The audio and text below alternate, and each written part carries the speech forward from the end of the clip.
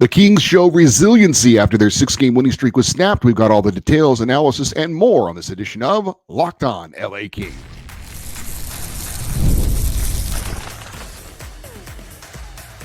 You are Locked On Kings, your daily podcast on the Los Angeles Kings.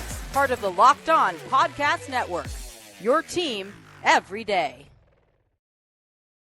Hey, Kings fans, welcome to Locked On LA Kings, part of the Locked On Podcast Network, your team every day. Thanks for making Locked On LA Kings your first listen every day. We are free and available wherever you get your podcasts and on YouTube. I'm Eddie Garcia, your host of Locked On LA Kings. I've worked in sports media for the past 30 years, also co-host of the Puck Podcast. It's a weekly NHL review show that's been putting out content for the last 18 years, and there's a new episode out today, and a passionate LA Kings fan for over 30 years. Today's episode is brought to you by Gametime. Download the Gametime app, create an account, and use the code LOCKEDONNHL for $20 off your first purchase. The LA Kings continued their East Coast road trip with a game in New York against the Rangers on Saturday. It was game 30 of the NHL season for LA and game number 3 of this 7-game road trip. The Kings were looking to bounce back from their loss in New Jersey on Thursday that snapped a season-high 6-game winning streak. As for the lineup for the Kings, they would continue with that 11-7 setup, the 11 forwards and the 7 defensemen for a 5th straight game, although the lineup would be a little bit different because of an injury. On the top line, you'd have Anze Kopitar centering Adrian Kempe, and Alex Turcotte was moved up from the 4th line to the 1st line, with Trevor Moore day-to-day with an upper body injury. Second line would be Quinton Byfield centering Tanner Jeannot and Warren Foegele. Third line, Philip Deneau centering Kevin Fiala and Alex Laferriere. And the 4th line would have Samuel Helenius at center, Akil Thomas inserted into the lineup, and then the extra winger would be rotated amongst the other wingers in the Kings lineup. The defense, the 7 defensemen, you had Mikey Anderson and Vladislav Gavrikov, the top pairing, Joel Edmondson and Brant Clark, the second pairing, Jacob Moverare and Jordan Spence, the third pairing, with Kyle Burrows rotating in. Darcy Kemper would be back in net for the Kings after David Riddick had the start in New Jersey. As for the big question for me coming into this game, would the Kings get back on track after that loss in New Jersey that snapped the 6-game winning streak? Would the Kings show resiliency, as good teams do, to put the last game in the rearview mirror, good or bad, and move on? Well, the game summary against the Rangers, the Kings would exactly do that, show resiliency and put that last game, that loss, in the rearview mirror. They had a great start to the first period and clearly had more energy and executed at a higher level than the home team, the New York Rangers. Kings were following their winning formula, had a shot mentality, getting bodies and pucks towards the net, and were strong on the forecheck, and it would result in LA getting the first goal of the game, a 2-on-1 break with Adrian Kempe setting up Alex Turcotte for the 1-0 lead. Kings, though, would break it open in the second period. They scored 3 goals in the first 5 minutes and 4 seconds of the second period. Quinton Byfield scored on a wrist shot on the rush. Adrian Kempe, a tap-in goal after some great puck movement and a beautiful no-look pass from Anze Kopitar, and Philip Deneau would put in a rebound, and suddenly it was 5-0 LA. And with the way the Kings have been playing defense, and frankly the way the Rangers have been struggling, it felt like this one was over without even being halfway through the game yet. Rangers would get the next goal to make it 5-1 after 2 periods, but we would have no scoring in the third period as the Kings skate off with a convincing 5-1 win. By the way, we did see former Kings legend Jonathan Quick in this one. He came on in relief of New York starter Igor Shesterkin, who was pulled after the score was 5-0. Quick stopped all 13 shots that he saw. As for the game stats in this one, there's a famous quote. It's attributed to Mark Twain, but he didn't actually say it. Lies, damn lies, and statistics. Actually, the person that said it was a British prime minister named Benjamin Disraeli. And when I show the stats, if you're watching on YouTube, if you were just looking at the stats, you would have thought that this was maybe an even game, maybe that the New York Rangers were even the better team. That was obviously not the case if you watch the game. The Kings win at 5-1. Shots on goal were dead even, 32 apiece. Power plays were also even, each team 0 for 3. Face-offs favored the Rangers 32-19. Hits favored the Rangers 39-14. I got to tell you, I didn't see that hit disparity in the game, but okay. Block shots favored the Rangers 12-8. So again, if you're just looking at the stats, it looks like an even game. But believe me, this was not an even game, which we'll get more into in just a second. Our quote of the game comes from Kings head coach Jim Hiller, talking about a player that obviously a lot of Kings fans have a lot of interest in and a lot of opinions on, and that is Quentin Byfield, who had a goal and an assist. And we'll get more into Q's night coming up. But here's what Jim Miller had to say about Quentin Byfield. Quote, I've got full confidence that he's a full-time center. He does a lot of things away from the puck. He's a penalty killer. He plays good in the D zone. So, of course, he wants to score more. We like him to score, but he doesn't just get paid to score. He does a lot of other things through the middle. We are not concerned about him. I know some other people seem to be from time to time. We are not at all, end quote. More on that coming up. So what was good for the LA Kings from a team standpoint? Well, obviously a lot. I talked about the Kings having resiliency. Good teams do that after a loss. The Kings are 9-2-1 this season after a loss. That is outstanding, and it's going to be huge for the Kings to keep that going in what is a very competitive Pacific Division, which we'll detail later. Translation, though, the Kings don't have any prolonged slumps this year. Now, their longest losing skid was 3 in a row, and 2 of those losses were overtime losses. So the Kings have been able to bounce back after losses, and it was great to see them do it again after that 6-game winning streak came to an end. Also, positive for the Kings, a lot of different players contributing in this win over the Rangers. 10 different Kings had points. 5 different Kings had multi-point games. We'll get more of the details on that later. Penalty kill continues to be a strength for LA. Kings killed off all 3 New York power plays pretty easily. The Kings have killed off 16 of the last 18 power plays again, so the PK is working well. What was not so good for the Kings from a team standpoint? Well, the power play continues to be a concern, 0 for 3, and the Kings had 2 minutes of power play time to open up the second period, and they ended up giving up a good shorthanded chance. They gave up a couple of good shorthanded chances. Fortunately, though, Darcy Kemper stood strong in those situations, so not only is the power play not working, although it looks a little bit better, but not getting the results and giving up some shorthanded chances is a concern as well. The Kings did have a few other pretty good opportunities to score. Now, it's hard to complain when you score 5 goals, and I'm not complaining, but I am pointing out it could have been more. The Kings had some really good quality scoring chances, some odd man rushes that they didn't convert on, but for the most part, they did. So the Kings in the third period kind of took their foot off the gas a bit, but again, that's understandable. It's a 4-goal lead. You're expected in that situation to want to protect the lead and think defense first. So understandable, but the third period they did kind of let up. But overall, not a lot to complain about. The Kings were, without question, the better team in this game against the New York Rangers. So what's my big takeaway from this particular win? I love how the Kings bounced back.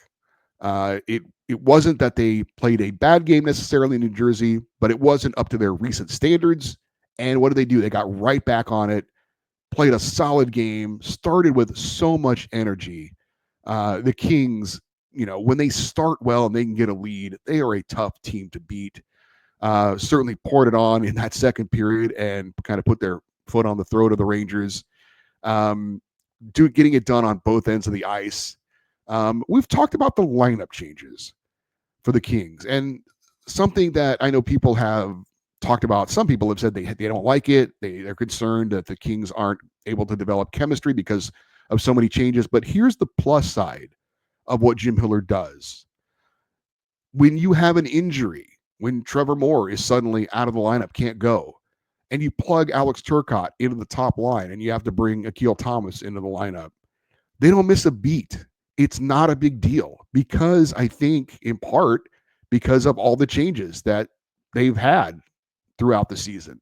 It's not a big deal to move Alex Turcotte. It's not a big deal to move Alex Laferriere or whatever the situation is. And so I think that is one of the benefits the Kings have had to all the moving around. It's not a big deal if you have to insert a guy here, if a guy has to come out of the lineup. And again, Alex Turcotte, we're going to talk more about him coming up, but he came in, played on the top line, did not miss a beat, and had a very, very solid game as that top line continues to roll for the Kings. Speaking of Alex Turcotte, we will have a look at some of the individuals who shined in the Kings' latest win. We'll do that next here on Locked On LA Kings, your team every day.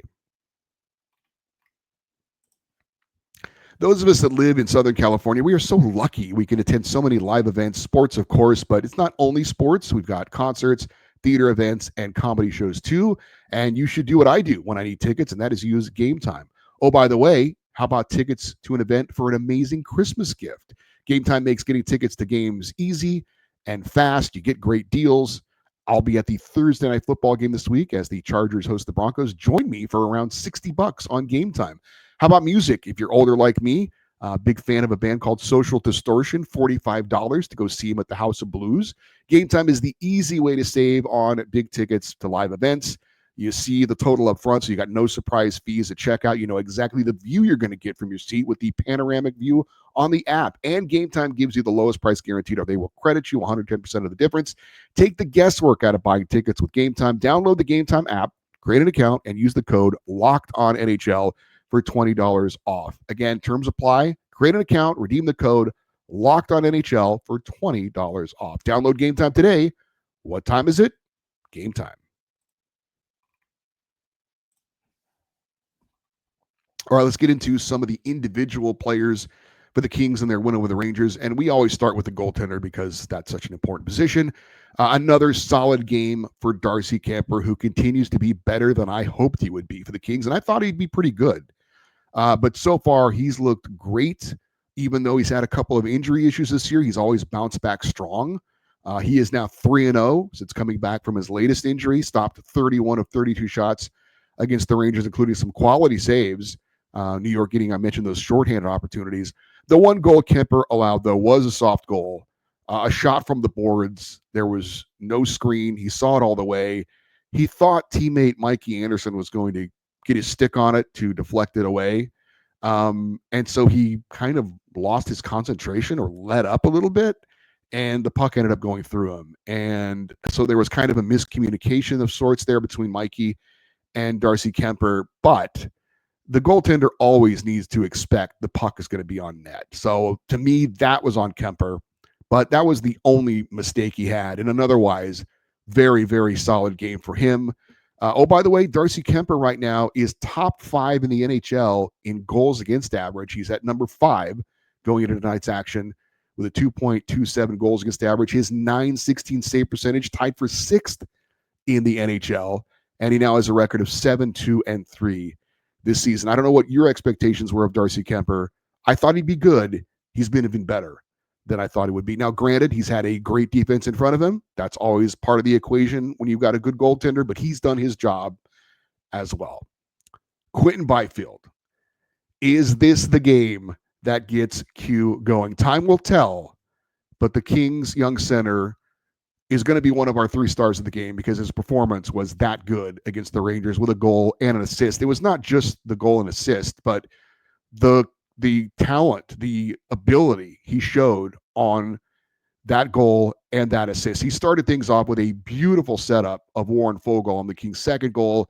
Q gets the puck behind the Rangers' net, shields off a defender with his body, makes a move between his legs to get away from the defender, and then makes a great feed to Foegele, who got off an initial good shot and then followed up his own shot by putting in the rebound. That was a great, great play by Quinton Byfield. And then Foegele sets up Q for his goal. A nice, quick, accurate wrist shot right into the top corner on the move. Byfield, again, using his body to shield off the defender. And a beautiful goal for Byfield as he finishes and giving us a glimpse of what we have been looking for this season. I mentioned the comment from Jim Hiller, and that backs up what I was talking about on our fan feedback show on Friday when I answered a couple of questions about Quinton Byfield. The Kings are still in the encouraging phase with Q because not only of the team success, but again, seeing these glimpses of what he can do and knowing he is still young. Again, I think the teammates are, I think the coaches and the organization are all still not panicking when it comes to Quinton Byfield. Some of the fans are. I get it. I'm not trying to sugarcoat what his season has been this year. It's been disappointing. But when you see that, when you see those 2 plays that he showed against the Rangers, that's what gives us hope because the ability is there, but it's got to be consistent. It can't be once every 12 games or something.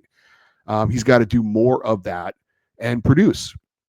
But again, a great goal and a great assist from Quentin Byfield, and really, really hope this is what helps to get him sparked going forward. 4 goals and 13 points now in the season for Q. Again, those totals are disappointing, but a great game for Quentin Byfield. And oh, by the way, not for nothing, the top 2 picks in the 2020 draft were on the ice in this game. One of them was noticeable. That was Quentin Byfield. The other was not. That was Alexis Lafreniere, who was the number 1 overall pick. It's just one game, and what matters more is the season. So I'm not trying to say that Q is a better player than Lafreniere just because of this one game, of course. But the facts are the facts. Quentin Byfield was the better player on the ice in the game against the Rangers and one of the best players for the Kings on the ice as well. Alex Turcotte, we talked a bit about him already, but a great job by Turcotte of getting the call to join the top line. And honestly, he looks like he belongs there. I know Jim Hiller and company are trying to get Trevor Moore going by putting him up on the top line. But every time Turcotte has got an opportunity, he has looked very good. Playing in the top 6. I don't have a problem with Moore reclaiming that spot when he comes back healthy. If the Kings eventually need Alex Turcotte to maybe move into that spot, I'm confident that he could handle it. He gets his 3rd goal of the season. Nice setup from Adrian Kempe to give the Kings the 1-0 lead in this one. Turcotte also had a secondary assist on a beautiful passing play that involved Anze Kopitar and Adrian Kempe. We'll talk about more in a second, but Alex Turcotte, a very solid game. Now, he did go down hard late in this game into the boards. He did skate off on his own power, and he stayed on the bench. Apparently, he's okay. But every time he goes down hard, you hold his breath because of his history of injuries. He's a tough guy, and he was okay. But great game for Alex Turcotte, and awesome job being put into that role on the top line and not missing a beat. Turcotte 3 goals and 11 points now on the season. Anze Kopitar and Adrian Kempe, man, I've talked about it before. Jim Hiller may move a lot of forwards around, but things would have to go very, very bad for him to split up these top 2 guys on the top line because they've been so good all season long, and particularly in the last 15 or so games. They set up 2 big goals for the Kings in this one. The first goal, Kopitar with a great breakout pass in his own zone that springs Kempe and Turcotte for the 2-on-1. Kempe with the sweet fake lifts the one leg like he's going to shoot and then feeds it perfectly over to Turcotte, who puts it into a wide open net to give the Kings a 1-0 lead. Kempe continues to be, I really think he's underrated as far as his all-around game. We know he's probably the best finisher on the Kings, and he's got a lot of great speed, but his passing ability and his defense make him a really, really good all-around player. The Kings' 4th goal of the game, though, was probably the prettiest goal of the season for the Kings. Kempe, just over the blue line in the Rangers zone, gives it to Turcotte on a quick pass. He feeds Kopitar, who's breaking it on net. Everyone thinks Kobe's going to shoot a backhander, and instead he passes a no-look pass right into the crease to Adrian Kempe, who is very smartly there, ready for it, and taps it into a wide-open net. Beautiful, beautiful passing play, and one that was one of the best of the year for the LA Kings. I think if the game is tied or if the Kings are trailing, Kopitar shoots that puck, but up a couple of goals, you can make the extra pass. He does so, and it was a beautiful goal. Kopitar, 2 assists in the game. The captain continues to lead the team with 34 points in 30 games. Last 15 games for Kopitar, he has 19 points. He's got 7 multi-point games over that span. Kempe had a goal and assist in the win over the Rangers, leads the team with 15 goals. He's got 30 points. His last 15 games, 10 goals and 18 points for the man they call Juice. Warren Foegele continues to maybe be the Kings' most consistent player from the start of the season, not in terms of point production, but in terms of his energy and his effort and his motor. It's always going. He had a great game in this one, a goal and an assist. He's now got 8 goals and 15 points so far this year for LA. A lot of us were, I don't know if excited is the right word, but a lot of us were, I think we liked the signing of Warren Foegele in the offseason because we knew what he brings, and he has been as advertised for the LA Kings. Akil Thomas, I talked about Turcotte stepping in and looking good. How about Akil Thomas? Limited minutes on the 4th line, but had a nice secondary assist on the Philip Deneau goal. He fed Brandt Clark with a nice backhand pass. Clark puts the shot on net, rebound for Deneau, who puts it in.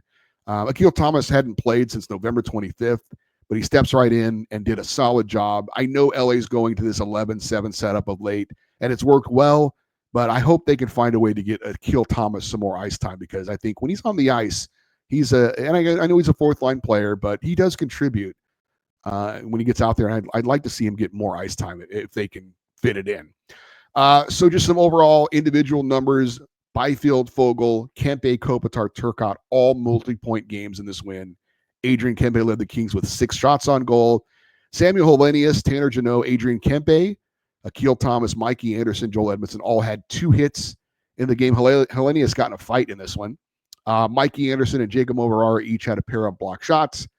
And Vladislav Gavrikov led the Kings in time on ice, 24 minutes and 23 seconds. No other King player had more than 20 minutes of ice time. But Gavrikov, 24 minutes and 23 seconds. He's been a workhorse all year for the LA Kings. We still need to give out our 3 stars of the game. We'll tell you where the Kings sit in the Pacific Division. We'll preview the Kings-Penguins game on Tuesday. And if we have time, we'll squeeze in a rain report. That's all next. You're on Locked On LA Kings, your team every day. Get ready to tackle the NFL action with FanDuel, America's #1 sportsbook, because right now new customers can bet $5 and get $150 in bonus bets if you win. The FanDuel Sportsbook app gives you everything you need to place live bets on the NFL all in one place. So when you get a hunch in the middle of a game, you check out the latest stats, view live play-by-play, and so much more on the same page where you place your bets. We got a pair of Monday Night Football games tonight.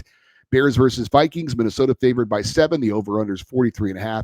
And the Falcons against the Raiders. Atlanta, a 5.5-point road favorite. The over-under is 44.5. Just visit FanDuel.com, join today, and you get started $150 in bonus bets when you win your first $5 bet. That's FanDuel.com.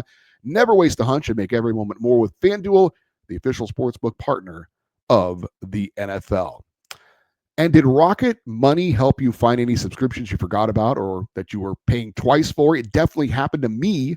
I had a few subscriptions that I didn't even realize I was paying for, and Rocket Money made it easy to track them down. It's like having a personal assistant for your finances. Rocket Money also monitors your spending and helps you lower your bills so you can grow your savings. It brings everything together in one place, whether it's subscriptions, your spending habits, or even goals you want to hit for this year. Rocket Money has over 5 million users and has saved a total of $500 million in canceled subscriptions, saving members up to $740 a year when using all the app's premium features. Cancel your unwanted subscriptions and reach your financial goals faster with Rocket Money. Go to rocketmoney.com/lockedon today. That's rocketmoney.com/lockedon, rocketmoney.com/lockedon. My favorite part of any show is our 3 stars of the night, because it means the Kings won, and it's always great when you could pick a number of different players to be amongst the 3 stars. But I am going to go with Alex Turcotte as my number 3 star. Awesome job by him, again, jumping into that top line and producing. Warren Fogle all over the ice. He was also a player with a multi-point game. He's my number 2 star. But my number 1 star is Quinton Byfield. Beautiful finish on the shot, on the rush, and then the setup of Warren Fogle for his goal was even better. Again, fingers crossed this gets Q going, but a great game for him, and he's my number 1 star in the win over the New York Rangers. All right, 3 down, 4 to go on this 7-game road trip for the Kings. Up next, there'll be an action against the Penguins in Pittsburgh on Tuesday. The Pens have not started the season, or did not start the season very well. They had a 6-game losing streak early on, kind of put them in a tough position. Pittsburgh has played better of late, winning 6 of their last 9, including a 4-game winning streak mixed in. The Kings check in with a record of 18-9-3 for 39 points. Pittsburgh is 13-14-5 for 31 points. We will have a matchup of 2 future Hall of Fame centers in this one, with Anze Kopitar going up against Sidney Crosby. Pittsburgh still has some old veterans like Evgeny Malkin, Chris Letang, and Erik Karlsson. Their leading goal scorer is a former Duck, Ricard Raquel. He's got 13. Brian Rust, also a player to watch for Pittsburgh. Goaltending has not been great for the Pens. They've got a save percentage from both goaltenders, Tristan Jarry and Alex Nedeljkovic, both under .880. LA is the number 1 team in the NHL in average goals allowed per game, 2.5. Pittsburgh is second to last. They are allowing 3.73 goals per game. Face-off between the Penguins and Kings set for 4 p.m. LA time.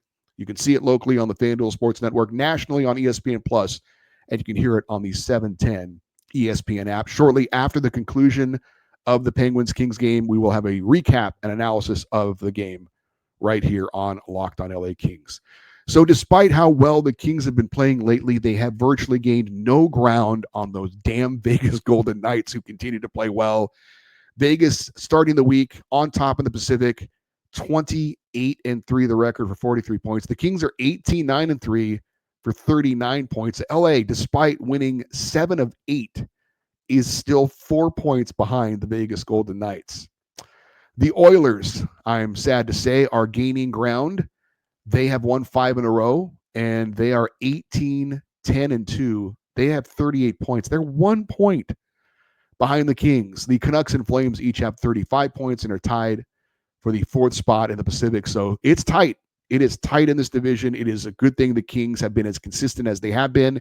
It's a good thing they have not gone on any prolonged losing skids, because if you do, you can find yourself out of a playoff picture very soon. So thankfully, again, the Kings have been really consistent, playing well, but it's tight right now in the Pacific Division, very tight. So hopefully the Kings can keep doing what they're doing. Been very encouraged by the way they've played, obviously, of late. We do have time for a quick Reign report. The Ontario Reign, the Kings AHL affiliate, won their last game last night against the San Jose Barracuda, 5-4 in a shootout. Charles Udon scored his 9th of the season to give Ontario a 1-0 lead, but the Reign then allowed 3 goals and trailed 3-1 in the third period, but Ontario would rally. 3 goals in the period. Samuel Pagimo gets his 12th, Sean Element his 5th, and Atu Yemsen his 3rd. That forced overtime. Then into the shootout, and Arthur Kaliev scored the game winner in the shootout for the Ontario Reign. So obviously great to see Artie back on the ice and doing something positive in his return. The Reign are now 7-1 in their last 8 games. So just like the Kings are playing well, so are the Reign. Overall in the season, Ontario 13-8 overall. All right, for you everydayers, those of you that listen and watch Locked On the Kings every day, coming up this week, Tuesday, I mentioned shortly after the Penguins-Kings game concludes, we will have a recap show of that one. Wednesday, we'll look to have a special guest and preview the Kings-Flyers game on Thursday. Thursday, I will be at the Chargers-Broncos Thursday night football game here in LA. So after that game is over, I will come home, then watch the Kings-Flyers game, and then record a show afterwards. So obviously that would be a very late posting Thursday night. If I were you, I would expect you'll probably listen to it hopefully Friday morning or sometime on Friday, unless you're a night owl. And then on Friday, we will have our Kings fan feedback show as well. So a late night show posted on Thursday, and then we'll have our Friday show as well. So hopefully you will be understanding of that situation. If you want to get an email in on our Friday fan feedback show, never too early to do that. LockedOnEddie@gmail.com, EDDIE. And if you're watching on YouTube, love you to post your comments on YouTube as well. And stay interactive with the show on social media, X, Twitter, Instagram. We are at Locked On LA Kings. I'm Eddie Garcia. Thank you, as always, for listening and watching this episode of Locked On LA Kings, part of the Locked On Podcast Network, your team every day. Have a great day. We will talk to you tomorrow. And as always, go Kings, go.